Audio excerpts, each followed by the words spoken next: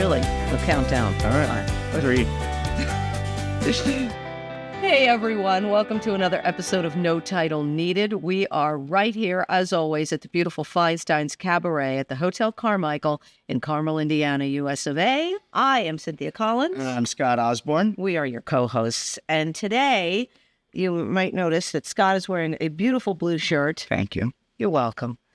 And I have my little Colts swag on here because we have a very special guest, Mr. Michael Murphy.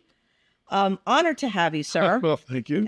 You're awesome already because we've been chit-chatting, for a little while here and listening to all of your stories. It's been a blast. And we would not have enough time. This man needs a documentary. So, in my humble opinion. But thank you for being here. And let me see if I have this right. We're going to talk about some of your adventures, of course. The good ones. In football. But you were the linebacker coach and then the defensive coach for the Colts. Correct. And when you were the defensive coach, they won the Super Bowl. Is that right? I was the linebacker coach when they won the Super Bowl. Okay. All right. Got it. Right. So I was going to say we could probably put the ring up here with our little display. It would probably make it look better. But you didn't bring it, did you? No, it's... Thanks a lot. Hey, it's not something that you wear, at least it's not something I wear around all the time. It's kind of like it bangs into things. And then if you want to be incognito, it's very difficult to do it's that. clearly because they're big as your head. flashy, yeah. But listen, I mean, let me ask you this. You are from my neck of the woods. You're from the city. When you're from Jersey, you say the city. It means New York City. What, 34th Street? Where were you raised? I was born on 34th Street, between 1st and 2nd Avenue. The exact address was 320 East 34th Street, 4 blocks from the Empire State Building. Okay. And that's where I grew up. Yeah. So Yeah. there's not a lot of playgrounds. It's all cement. As you mentioned earlier, the fire hydrant was part of the playground, right? Well, yeah. And as I mentioned earlier, if I use the word fire hydrant, the real New Yorkers would say he's a phony. The Johnny Pump. The Johnny Pump. That's what they called them. Yeah. Was they opened the Johnny Pump that and swimming in the East River. Yeah, the pink eye. Among other things. You're like one of the Bowery boys. Yeah. So when you went to when you left and when you went to university, it was a big change for you. Well, yes. I wasn't a good enough football player to actually play back east. I got recruited at Susquehanna University by a man named Jim Garrett, whose son Jason was just on TV announcing. He coached the Dallas Cowboys. Okay. But I wasn't a good enough player to play there. So I had to go out to South Dakota. So I went to a little town called Huron, Huron. And the college no longer exists, but I played in Huron College. Okay. And my first experience, which we talked about, was I grew up in an Italian neighborhood in New York. So I went to the Cub C-U-B cafe, sat down and ordered spaghetti and meatballs. And they brought out the spaghetti and the meatballs. I said, "Oh, thank you. Could you bring some cheese to put on the spaghetti?" And the lady was very polite and nice. She went in and she came back and brought me a slab of American cheese. And I said, "Oh, my, I'm in Mars." Right. But after, gosh, yeah, you had to acclimate yourself. Clearly. After that, I mean, talk about how did you even, listen, you must have everybody has people help them along the way, I'm sure, right? There's no question about that. You got to have a godfather, so to speak, in the business. I played high school football for a man named Sam Mitigliano, who later became the head coach of the Cleveland Browns. And so he's the guy that got me go to Huron with the direct orders, don't screw it up. And I feared the man, so I wasn't going to screw it up. And then he got me my first couple of jobs. But I started out in a town called Woonsocket, South Dakota, 1,500 people. And that was my 8-man football. Oh, yeah. You don't never knew yet. Yeah. So, and then just kept going up. Getting lucky. Were you with? Yeah. Then you were with before the NFL. What was the other one? Well, I coached in high school. Yeah. Then I coached in college for 9 years. Yeah. And my first pro job was with the Saskatchewan Roughriders in the CFL. Canadian football? Canadian football, yeah. God. And now they had 12 guys. So I went from... You're moving up. I'm going up, yeah. And as we talked about, the one thing I learned there was God. at 40 below Fahrenheit and Celsius, it's cold. Then from there, I went to the Chicago Blitz. Okay. Marv Levy was the head coach. And that's USFL? That's the original USFL. Way back when. And we talked to the story about it. I was on the phone talking to another coach, a friend of mine, and I was on the phone. He possessed my desk. And in the chair, I said, I think this is over. And so that league folded. Oh my God. And then I got into the NFL. Yeah. What was the first team you were with? Detroit Lions. 1985. How old? Darryl Rogers. Who were some of the best players in that program? Oh, well, yeah. I had a linebacker named Michael Kofer, who since passed away, was maybe the best athlete. Big, tall. That's a statement. Yeah, he was really something special. And then my last year there, we drafted Chris Spielman, who you probably have heard of, and a running back, his name, Barry Sanders. That guy. Yeah. That guy. Did you go down to recruit him? Who'd you go down to? No. They sent me, when I was at the Seattle Seahawks, to show you how smart I am, they sent me down to work out a linebacker in Miami, University of Miami, to see if he was a number one draft pick caliber. And I came back and I said, I really think he was a real good player, but I don't know if he's a number one. And Ray Lewis proved me. So you can see, you win some, you lose some. It's kind of cool that you can even, you got to meet him before he was D. Ray Lewis. Oh, yeah. I got to meet him before it was D. Ray Lewis and was stupid enough to come back and say, he's a good player, but not, not a And before, you, I mean, obviously, a lot of teams. Yes. I mean, you're talking about Seattle Seahawks, Detroit Lions, but how long were you with the Colts? I came with the Colts in 98. Okay. And I stayed with them until 2012, 11 to 12th season. Well, not the first year Peyton was drafted? Yeah, that was the first year Peyton came. So you were there almost the whole. I was there through the whole Peyton. I was there with the first 13 and then the second 13 and 3. Yeah. And Dungy. Yeah. And Dungy and Jim Caldwell. Yeah. And yeah. Oh, cool. What was it like working with those guys? Just real quick, we're going to take a break soon, but just with that, with Peyton Manning, with Tony Dungy, it seemed like the team was like the golden team then. Those were like, I don't know. Listen, I'm not a football person. No offense, right? But I appreciate. I was an athlete, and I appreciate all that. And you have that golden era sometimes with a team. Yeah. I'd like to think 2002 to 2008 was my favorite time of the Oh, mine too. Yeah. I mean, those other jobs that I left in the NFL wasn't because I won. Right. Because I lost. And most of the time, they fired me. And, as I said once before, that there's an old saying in coaching that been fired more times than a Civil War cannon. Who could fire you? That's clever. A lot of people Mike have. Murphy from New York, from 34th Street. That wasn't very hard. I just went out with the bathwater. New man comes in and you're usually all gone.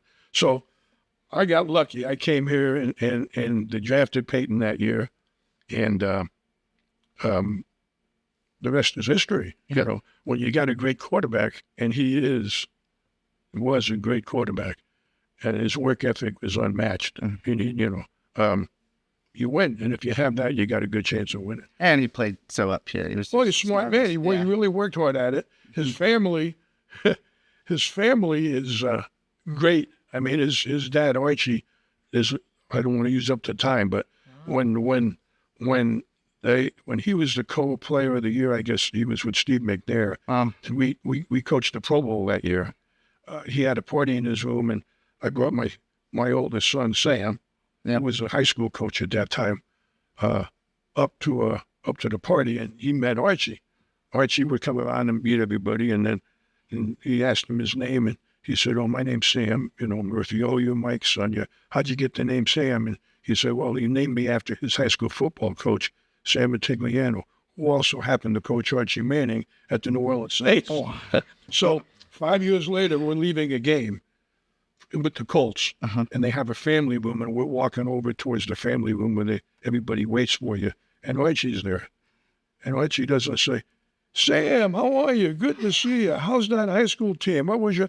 Wow. That's the kind of, that's Archie Manning. Yeah. And that's why you see what, Yeah. Sure. and, he rubbed off on the, rubbed off on the kids. On his kids, on the Yeah, sons. unbelievable. Absolutely. Yeah. Yeah. Mr. Murphy, Michael Murphy, Esquire. yeah. I know you're a very lovely man. Thank you. You really are. We have had some wonderful stories from Mike, and there is more to come after this break. So stick around.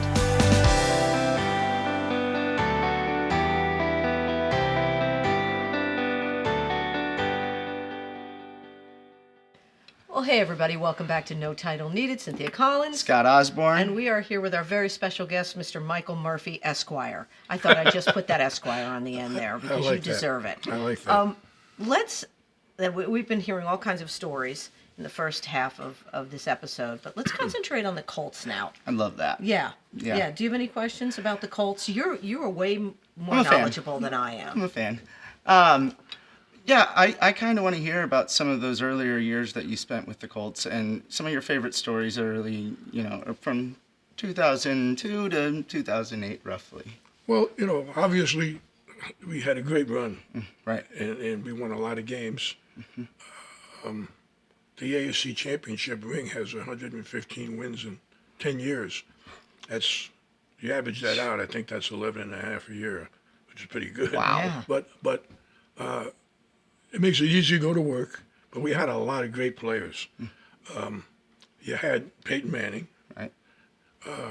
You had arguably one of the best centers in the league, Jeff Saturday? Jeff Saturday. Yeah. And you had a great running back, Edwin James, if you remember Right, that. of course. You had a couple of so-so receivers.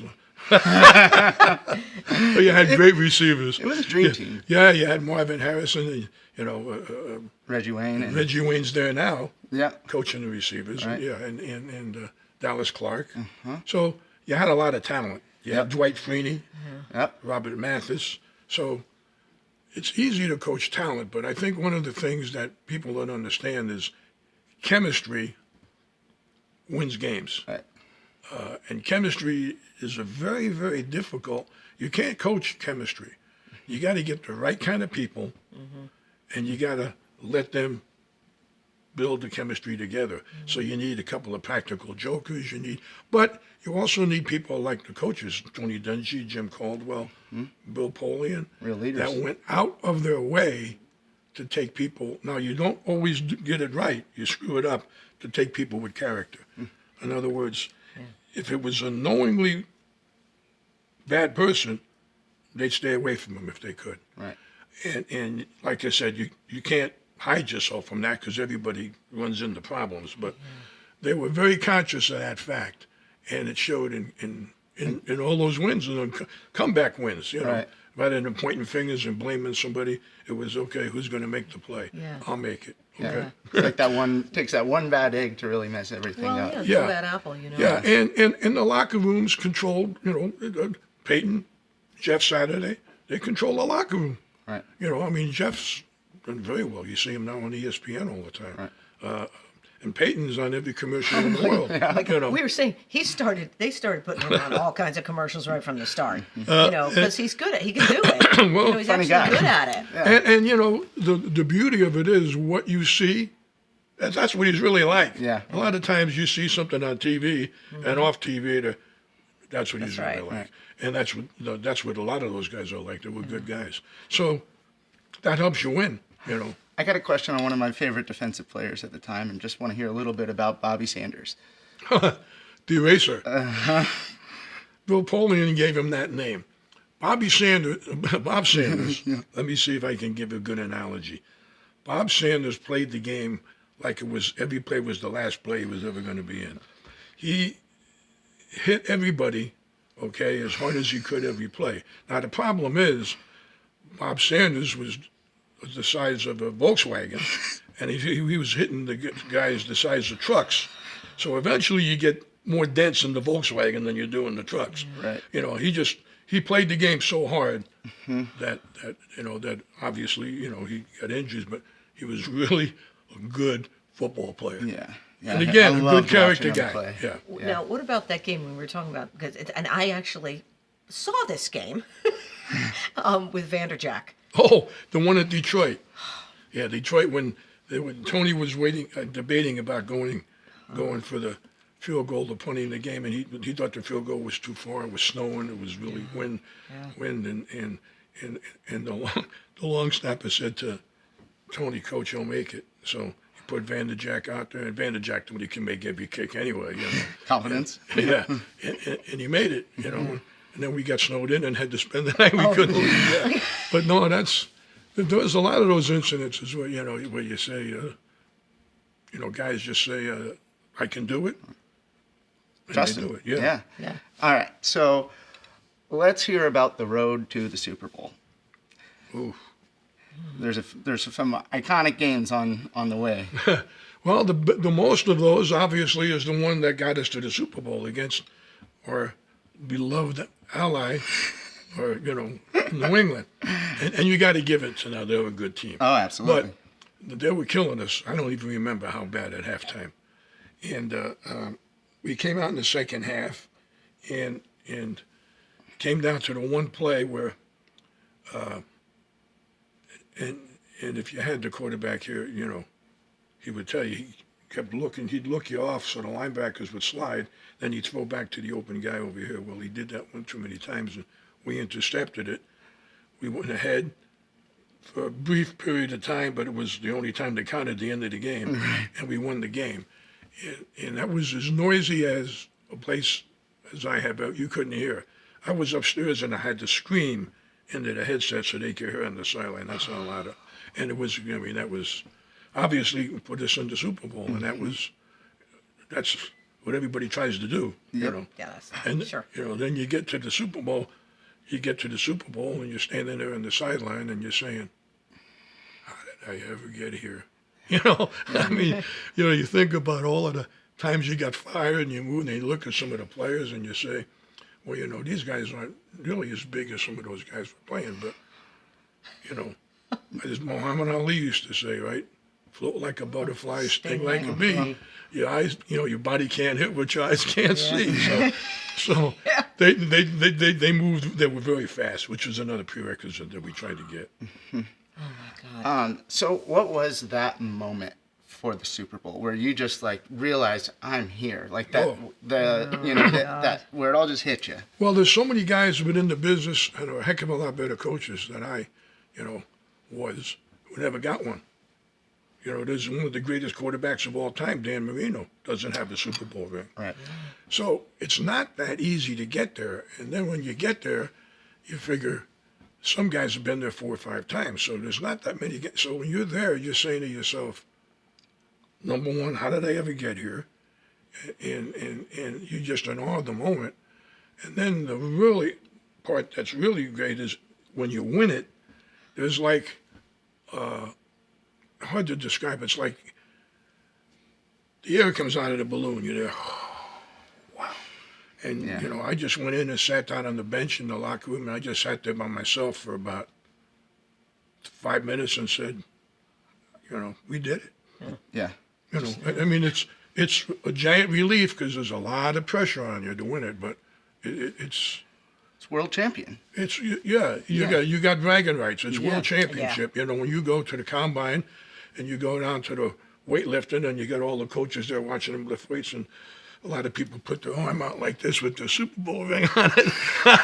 And a lot of them, they got their own little group that sit there to do it. But yeah, it's the pinnacle of doing it. It's very difficult. So much of it revolves around who you play, injuries, matchups, so to speak. I remember Tony Dungy, if he ever hears this, will remember, we're up there at the opening kickoff, and I'm upstairs in the box for the first one. And Russ Pennell, the special teams coach, says, Tony, don't kick off to this guy. Really, this guy scares me. Okay? Tony said, we'll be fine. Coach, please, we'll be fine. Kicked off, and the guy ran it back from Chicago for a touchdown. 98 yards. 98 I remember yards. that. And I'm up there going, oh my, this could be terrible. Now, obviously, you don't say, I told you so. You keep your mouth shut because that's the boss, but you're saying in your mind, I told you so not to do that. And we came back and won it. But that's a true story. That was a scary moment, even watching the game. Well, that's a true story. I mean, I'm listening to Coach, don't kick to him. Yeah. So a lot of those things you get the inside info on when you're listening to what really goes on. But. And that's like, those are the stories, of course. Those are the stories. Those are the stories. That's why you need a documentary. I'm going to say it here. You, Mr. Michael Murphy, need a documentary. All right. What's the question of the week? Was that kind of almost? It was all kind of wrapped up. And Yeah. what is your greatest moment, which I assume the Super Bowl. The Super Bowl. Yeah. And then what was the biggest thing of preparation for that moment? Well, you're practicing late in January, and every day we'd come in, and if you survived that playoff game, you say, well, there's only 4 teams practicing today, and so everybody, you try to take the pressure off because everybody's, pressured up on it because it's the Super Bowl, but you try to keep it one game at a time. Because if you lose that game, it's over. Because you're not going to go on to the next one. Yeah. So you try not to focus on the Super Bowl. We got to win this game so we can get to the next one. Okay, there's 4 teams practicing. Okay, there's and then pretty soon there's only 2 teams practicing. You and the team you're playing, and you're going to go to the Super Bowl, and then you get there, and the first time you go, it's like a giant circus. Okay, I mean, if you don't prepare yourself for it, you can get caught up in the whole atmosphere. You try to put a good portion of your game plan in before you go, because when you do go on Thursday, I'm not sure if they still go on Thursday, it's a zoo. Reporters, tables, talking to you. A lot of distractions, I would think. Unbelievable and amount. And you have to fight through the distractions. And what Bill Polian did with us is the night before the game, we changed hotels. I didn't know. They didn't tell me. They just said, get your stuff overnight. And went out, got on a bus, went to a different hotel where nobody knew where we were. Your family didn't know where you were. You couldn't call them. They sequestered us the night before. Spy. That's exactly great idea. Yeah. Well, the best in the business. Bill Polian is one of them. Yeah. He's one of the few in the Hall of Fame. So I mean, we snuck out, got in a bus, didn't say goodbye to any, and here's where we're going. I don't know. Keeps everybody concentrated. Task at hand, right? Yes. Task at hand, and that's a good work ethic to have actually anywhere. I think anyway, whatever you do. Yeah. I think task at hand. And distractions are big, so that's you got to try to avoid that. And that's hard. Well, we have to unfortunately wrap this up. It's been fun. You are It's been fun. fascinating. It's been fun. Thank you. Coming from a person who is not an aficionado in football, but I certainly appreciate the craft. I want to hear more. Right. But we gotta go. I mean, I know, but we must leave. So, Mr. Murphy, thank you. Thank you. It was a lot of fun. Mr. Michael Murphy, thank you so much. Thank you for joining us for this episode of No Title Needed. Come on over to Feinstein's and see a cabaret. They have wonderful shows here, and it's a beautiful space, right? Oh, we love it here. You'll love it. Wonderful variety of entertainment right here at Feinstein's at the Hotel Carmichael in Carmel, Indiana. I am Cynthia Collins once again. I'm Scott Osborne, as always. Yes, as always. Thank you so much for joining us. You gotta be a football hero to get along with a beautiful girl. You gotta be a touchdown getter, you bet. If you wanna get a baby to pet, you gotta be a football hero to get along with a beautiful girl.